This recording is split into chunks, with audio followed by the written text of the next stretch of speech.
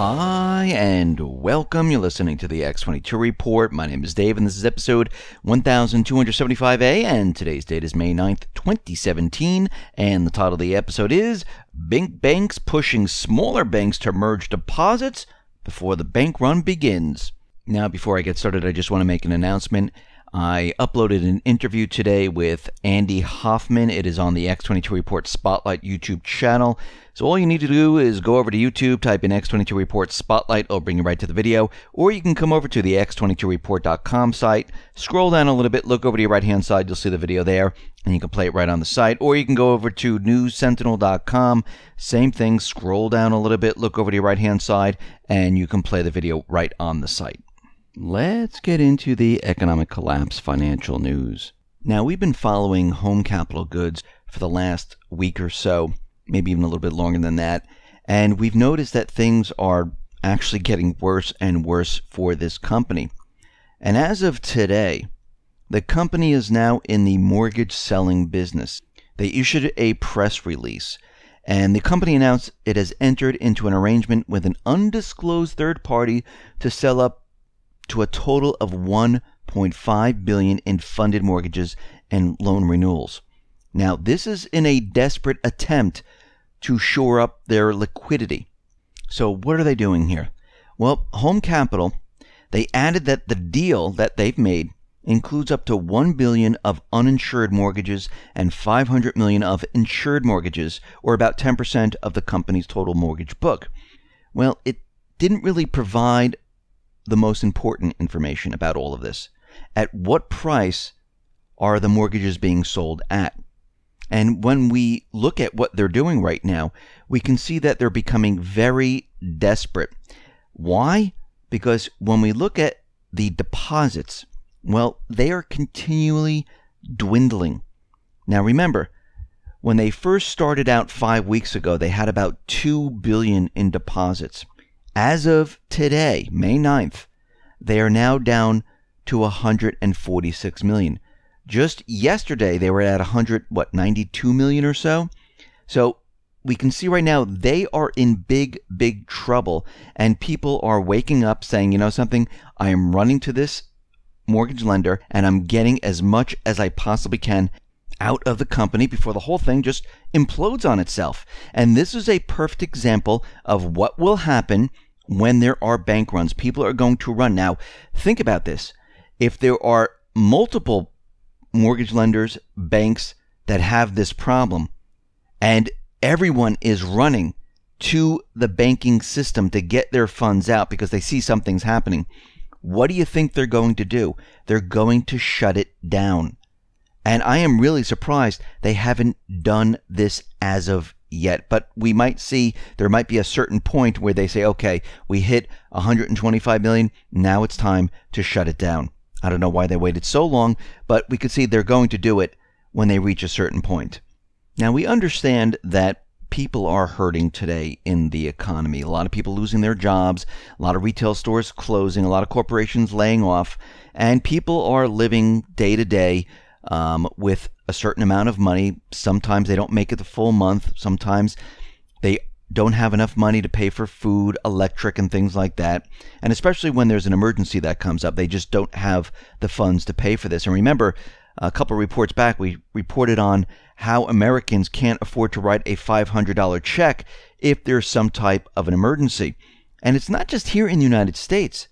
There was another survey that was done, and half of Canadians have $200 or less in savings, and they are living on a certain amount of funds. They have just enough to get by each month, and if there is some type of an emergency, they don't have extra funds to pay for anything. And it's not just the United States and Canada.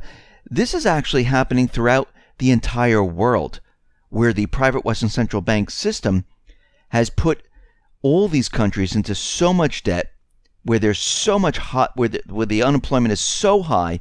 We could see that things are very, very difficult for everyone. And it's getting worse, and it's not getting better. And what we're seeing right now is that people are finding it very difficult to actually just make it month to month, because most of the time their funds run out either in the middle or right at the end of the month, and they need that next check to get by. And what happens is, as these people go from one month to the next month, it doesn't improve. It actually gets worse because it gets harder and harder. And this is why we see people taking 2, 3, 4 part-time jobs. And this is why when we look at the unemployment numbers, we realize that there's no way that this 4.4% unemployment can be absolutely true, because most of the unemployment numbers are completely manipulated, and they're counting all these multiple part-time jobs as full-time jobs, and this is where they're actually getting the number. But when we look at wages and we look at what's really going on, we can see that what they're trying to spoon-feed us, it doesn't make any sense. And we have proof of this because we can see that everything is accelerating to the downside. Forget about the stock market. We know the banks, we know the central bank, we know central banks around the world. They've been buying as many stocks as they possibly can to prop up the entire system. When we look at what's really going on here in the United States or Canada, we can see that retail is contraction, manufacturing's contracting, industrial production's contracting, wages are falling. This is all happening because people are losing jobs, and they're not getting the high-paying job. They're going out and finding part-time jobs if they can, and if they can't, they're just not working. And that's why there's more and more people on food stamps. This is why more and more people are on welfare. This is why we see all of this happening today. And when we look at Gallup and their report, it shows that confidence right now is slumping. And when people look at the economy, they say, well, it doesn't look like the economy is improving at all. It's actually getting worse. And according to Gallup, this number continually rises, where people are saying that the economy is getting worse. Right now, 49% say that, no, the economy is not getting better. It is getting worse. And this is up from 45%. And what we're seeing is that people are starting to realize now that there's something wrong, especially those individuals that are losing their jobs. They're saying, okay, I lost my job. I can't find another job. What is going on here? You're telling me that we're in full employment at 4.4%, but I cannot find work. Or if I do find work, it's either part-time jobs or my salary is much, much lower. Something is wrong here. Now we see wholesale sales. Well, growth has stalled now in March. And when we look at this, it is the weakest in 8 months. Lumber sales, they have plummeted. By 3%, they are down. Now, every time they tell us that new construction is up and things are getting better and houses are being built, and how could this be true? Because lumber is continually declining. So something is wrong with what they are saying. And we see already that the Atlanta Fed, they have already dropped their estimate from 4.2% of GDP. Now it is down to 3.6% GDP. And we will see this all throughout this quarter until they end up most likely below 1% once again, unless they come in and they massively manipulate this number by pushing soybeans out there or something else. And this is what they've done before. Now, very interestingly, the Fed is reporting that there's been an unexpected collapse in credit card and auto loan demand. Really unexpected. Maybe the people just don't have the funds right now. And what's happening here is the Fed is not even believing their own data. They don't believe their own survey on the spending growth projections. And they're saying that, no, the spending growth, it's fine. This is just another anomaly, and it's something that we don't have to be concerned about. But the problem is that consumers, they are tapped out. Most of the credit cards are at the limit. And people are saying, listen, I can't even afford the payments now on the credit cards. And if I add more, it just will make things worse. And plus, the limits are at the top right now. And people are slowing down their spending. Now, think about this. We talked about how everything is contracting in the economy. And 70% of the GDP is made up of consumer spending. The economy runs on the consumer. And if they're not spending, if they're not putting more and more of their expenditures on their credit cards, spending continually decreases. And this is what they're seeing. And this is why we see retail contracting. Because when you lose your job, you don't have the extra money. And this is exactly what we're seeing. Now remember, the stock market right now is being propped up by central banks around the world. And we understand this because we discussed how the central banks are pumping in 200 to 250 billion every quarter into the stock market. And we know that Switzerland came out and they admitted that they have purchased Apple stock.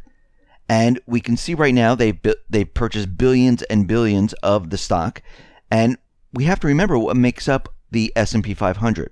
They are made up of a handful of tech companies, Apple, Amazon, Microsoft, and Alphabet. And these are the single most popular companies on the planet, with every fund manager and even the Swiss National Bank loading up on them. Now, if we remove these companies from the markets are down right now. Why does this matter? Because the fundamentals for these companies are rolling over, and the investment crowd will soon be running to the exits. Take Apple. Sales for Apple's #1 product, the iPhone, well, it began to decline a year ago. They've declined in 3 of the last 4 quarters on a year-over-year basis. Now, throughout this same time period, the company's stock price has risen an astounding 75%. So Apple stock has risen by 75% during the time the #1 product is selling less and its trailing 12-month revenues are below its 2015 results. So why does the stocks keep going up? Because the central banks are pumping this up. That is why. Now, the IMF, in their notes, they admitted something very interesting, that corporate credit fundamentals have started to weaken, creating conditions that have historically preceded a credit cycle downturn. Now, we're hearing a lot about this, and we need to go back to what Bill Holter said during one of the interviews that I had with him, that the credit market is going to freeze up. And once that freezes up, there will be no deliveries to stores. Things are going to completely break down. Now, what we're seeing right now is that the IMF, in their notes, they're actually admitting to this. And what they're saying is that another concern, according to the IMF, is that the average interest coverage ratio, which measures the ability for corporations' current earnings to cover its interest expenses, has shown a sharp drop over the past 2 years. The researchers write that earnings have dropped to less than 6 times interest expense, close to the weakest multiple since the onset of the global financial crisis. Now, this is where it gets interesting. The report notes further that historically, deterioration of the interest coverage ratio corresponds with eventual widening in credit spreads for risky corporate debt. So the credit market is freezing up, corporations are going to be in trouble, and then we have JP Morgan Chase out there, and they just said something very interesting today. JP Morgan is offering regional banks some interesting advice. Partner up as U.S. deposit drain looms. Wait, what did they just say? Partner up as U.S. deposit drain looms. The company's investment bankers are warning depository clients that they may begin feeling the crunch in December, thanks to a byproduct of how the U.S. Federal Reserve propped up the economy after the financial crisis. Now, this is according to a copy of confidential presentation obtained by Bloomberg News and confirmed by a JP Morgan spokesman. JP Morgan argues that some mid-sized U.S. banks, those with $50 billion in assets or less, could face a funding problem in coming years as the Fed goes about shrinking its massive balance sheet. Now, what I think they're really doing right now, they realize that the system is coming down. And what they want to do is they want to consolidate all the deposits. Why? It's not to help the people. Believe me, it's not to help the small banks either. They're going to be completely wiped out. What they're planning to do is they're trying to consolidate the deposits so they are protected when the financial crisis hits. And they are saying that they believe that this is going to come at the latter part of this year. They're not saying wait till December. They're saying do it now. And they're talking about smaller banks. Because what they will need is more deposits because they're expecting to use the bail-ins to keep the banks afloat. So they want all the smaller banks to basically partner up with the bigger banks to make sure everyone is protected. So to me, and to what they're saying here, is they're broadcasting that you better do this now before it's too late. And JP Morgan Chase does nothing for the people. They're doing it for themselves. They're doing nothing for the smaller banks. They're doing it for themselves. And what they're doing is they're preparing and getting ready for this major economic downturn. And they're preparing their bank and their system for this. And we know that they have the bail-in documents, not they specifically, but the FDIC, the Bank of England, Canada, Europe. They all are prepared and ready to shut down the system and to use your deposits to prop up the banks, which means you will not have access to those deposits. They will take control of all of it, just like they did in Cyprus. So get ready, get prepared, because they're just broadcasting right now exactly what's going to happen. Listen, everyone, thanks a lot for listening. Be well, be safe, and especially be prepared. Thanks a lot.